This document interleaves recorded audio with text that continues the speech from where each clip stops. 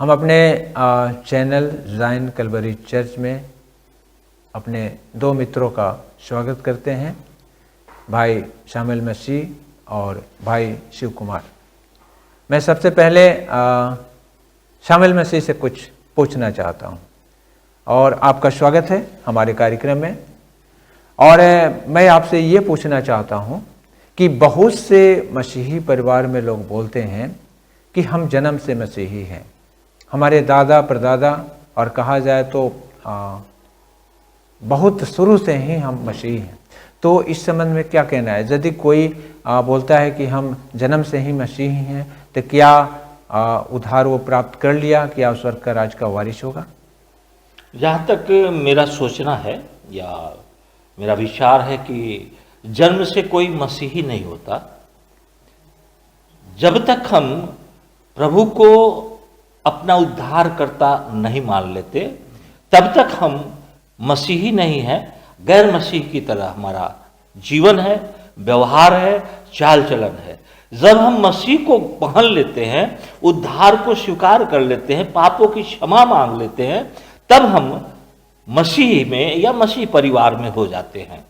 बहुत अच्छी बात। और दूसरा बात हम आपसे ये पूछना चाहते हैं, तो यदि किसी व्यक्ति का मसीही परिवार में जन्म होता है तो क्या वो स्वर्ग नहीं जाएगा?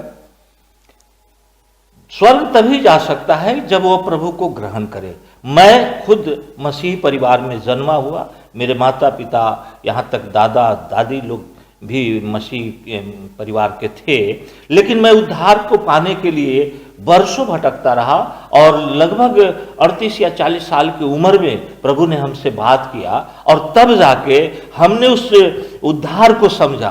पहले मैं भी यही सोचता था कि मसीह परिवार में जन्म है, पिताजी हमारे प्रचारक है और मैं उद्धार को पा लिया। लेकिन जैसे जैसे वचन की गहराई हमारे अंदर आती गई और मैं महसूस करता गया कि जब तक मैं खुद जीव से अंगीकार नहीं कर लेता और प्रभु को अपना उद्धारकर्ता नहीं मान लेता, तब तक मैं मसीही नहीं हूं और उद्धार पाया हुआ व्यक्ति भी नहीं हूं।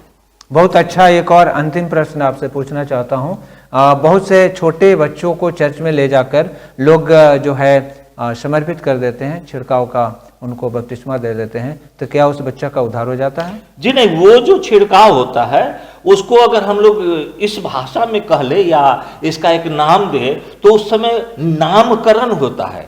हम उस बच्चे को प्रभु के सामने अर्पण करते हैं, लेकिन यहाँ उसका रूप बदल दिया गया है, उसे बपतिस्मा का नाम दे दिया गया है।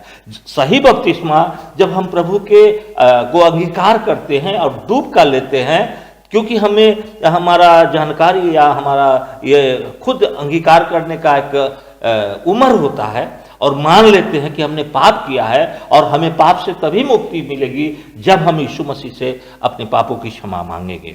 बहुत बहुत धन्यवाद। आपके बातों से हमें स्पष्ट हो गया कि कोई जन्म से मसीही नहीं होता है जब तक कि वो अपना मन न फिराए और यीशु मसीह को अपना उद्धारकर्ता स्वीकार न करे। और दूसरी बात, बच्चा जब तक वो बालिग नहीं होता है और यीशु मसीह को अपना उद्धारकर्ता स्वीकार नहीं करता है और प्रभु की आज्ञा का पालन नहीं करता है, तब तक वो स्वर्ग का वारिस नहीं हो सकता। और हमारे बीच में है भाई शिव कुमार। ये शुरू से तो मसीह नहीं रहे हैं, लेकिन इनसे मैं पूछना चाहता हूं, अभी ये मसीह की राहों में चल रहे हैं, यीशु मसीह के पीछे चल रहे हैं, तो आखिर बहुत से लोग बोलते हैं कि अन्य जाति लोग जो हैं, जो गैर मसीही हैं, वो किसी लोभ लालच या बाकी कारणों से अपना धर्म परिवर्तन कर लेते हैं, और वो जो है इस संबंध में वो क्या कहना चाहते हैं? मैं इस संबंध में ये कहना चाहूँगा कि ऐसी कोई भी बात नहीं है कि धर्म परिवर्तन कोई करता है। कई बार ये मिसअंडरस्टैंडिंग हमारे बीच में कुछ परंपराओं को मानने और ना मानने के कारण से आ गई है कि मसीही लोग धर्म का प्रचार करके धर्म परिवर्तन कराते हैं। आज के दिन जो कि 28 नवंबर 2021 है, मुझे लगभग 35-36 साल मसीह को ग्रहण किए हुए हैं। मैं नहीं सोचता कि मेरा धर्म परिवर्तन हुआ है, बल्कि मेरा मन परिवर्तन हुआ है, मेरे जीवन का सोचने का दृष्टिकोण का परिवर्तन हुआ है और बहुत सारी आदतों में परिवर्तन हुआ है। और ये कहीं से भी उचित प्रतीत नहीं होता है कि कोई इसको धर्म परिवर्तन कहे। सो मैं उनसे कहना चाहता हूं, जो लोग इसका आधार मान करके धर्म परिवर्तन करने का आरोप लगाते हैं, ये सत्यता निराधार है। बहुत अच्छी बात है। और दूसरा बात हम आपसे ये पूछना चाहते हैं, बहुत से लोग कहते हैं कि लोभ या लालच या दबाव में लोग मसीह को ग्रहण कर लेते हैं, या लोभ या लालच देकर मसीही बना दिया जाता है।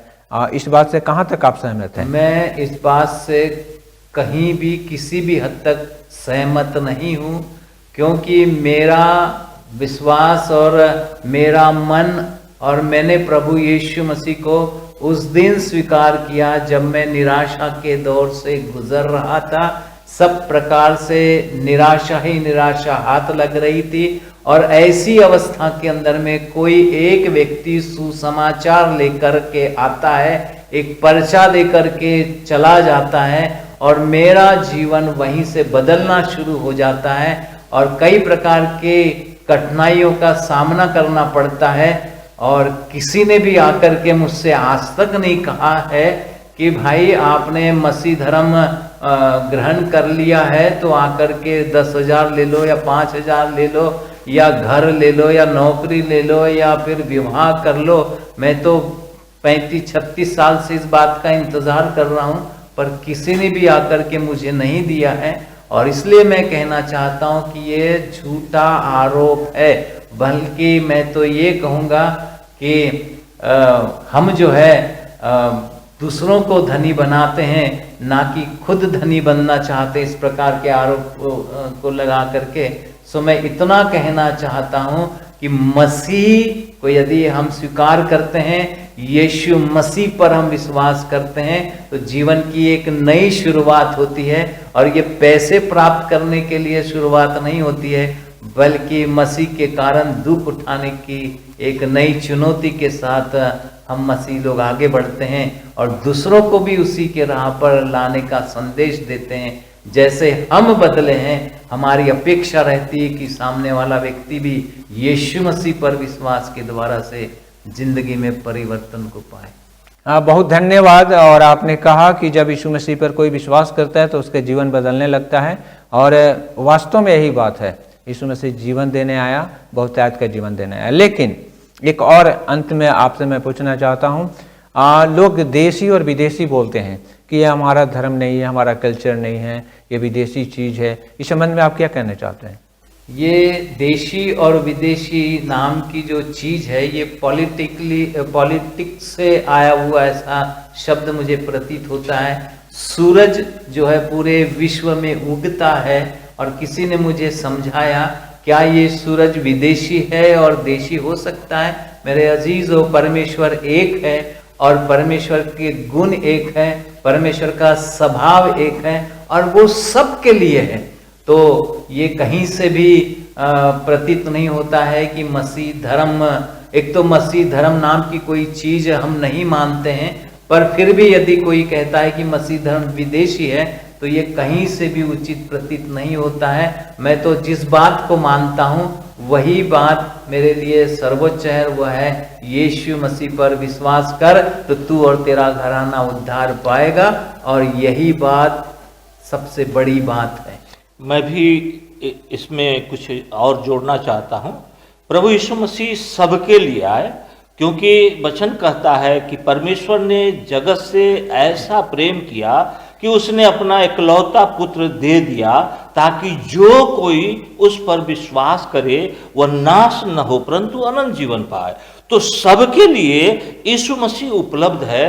वो किसी जाति, किसी समूह या किसी भाषा के लोगों के लिए नहीं है, वो हर एक उन व्यक्तियों के लिए है जो दबा कुचला अपने को महसूस करता है, और वो यीशु मसीह सबसे प्रेम करते हुए उसे भी अपने पीछे चलने के लिए आमंत्रित करता है और कहता है कि ये सब परिश्रम करने वालों और बोझ से दबे लोगों, मेरे पास आओ। बहुत बहुत धन्यवाद। और आप दोनों के बातों को सुनकर हमें ऐसा प्रतीत होता है प्रियो कि यीशु मसीह सबका परमेश्वर है और सबके लिए आया, न कोई विशेष जाति धर्म देश के लिए बल्कि सबके लिए आया, क्योंकि वो ही जगत का उद्धार करता है। प्रभु आप सबको आशीष दे। बहुत बहुत धन्यवाद। और हम विश्वास करते हैं हमारे श्रोताओं को भी काफी आशीष मिलेगी। सबको जय मसीह। जय मसीह। जय मसीह।